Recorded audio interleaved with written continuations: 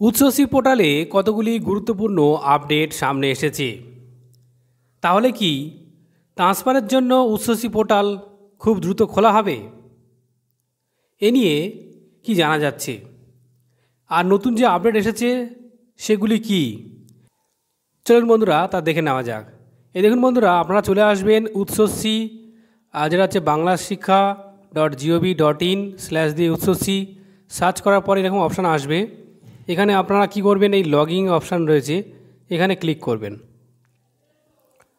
Click করার পরে দেখবেন এরকম একটা উইন্ডো খুলবে, যেখানে গুরুত্বপূর্ণ নোটিশগুলো দেওয়া রয়েছে।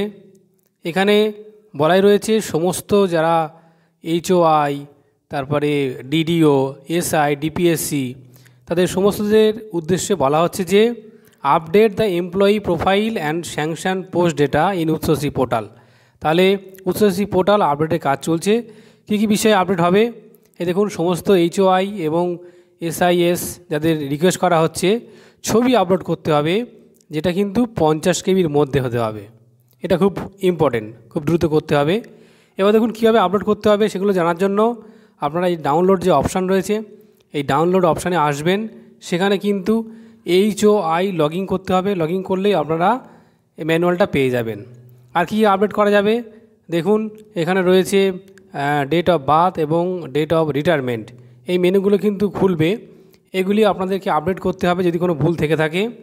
আর এখানে উচ্চশী পোর্টালে আপনারা যদি কোনো পরিবর্তন করেন তাহলে 24 ঘন্টার মধ্যে IOSMS পোর্টালে কিন্তু সেটা আপডেট হয়ে যাবে। এগুলো তো চলছে কনস্ট্রাকশনের কাজ। এখন প্রশ্ন হচ্ছে যে এখান থেকে কি আবার নতুন করে উচ্চশী পোর্টাল ট্রান্সফারের জন্য খোলা হবে? এ নিয়ে আপনারা জানেন যে আগেই জানানো হয়েছে, প্রাথমিক শিক্ষা পর্ষদ কিন্তু চায় যে উচ্চশী পোর্টাল ট্রান্সফারের জন্য খোলা হোক, তাদের কোনো আপত্তি নেই। কিন্তু সেই প্রসঙ্গে SSC বা শিক্ষা দপ্তর বা এদের কাছ থেকে কিন্তু কোনো সবুজ সংকেত পাওয়া যায়নি। তো আপাতত যেটুকু জানা যাচ্ছে যে এই কাজ চলার পরে কিছু ভুলভ্রান্তি রয়েছে অনেকেরই, যেমন অনেকে ট্রান্সফার হয়ে এসেছেন, তাদের কিছু সমস্যা রয়েছে প্রোফাইলে, সেগুলো অবশ্যই ঠিকঠাক করতে হবে। সেগুলো করার পরে আশা করা যাচ্ছে যে পোর্টাল খুলবে। পোর্টাল খোলার তারিখ আমরা জানেন যে 31শে ডিসেম্বর পর্যন্ত বন্ধ থাকবে এবং খোলা হবে 1 জানুয়ারি। তার আগেও খুলতে পারে।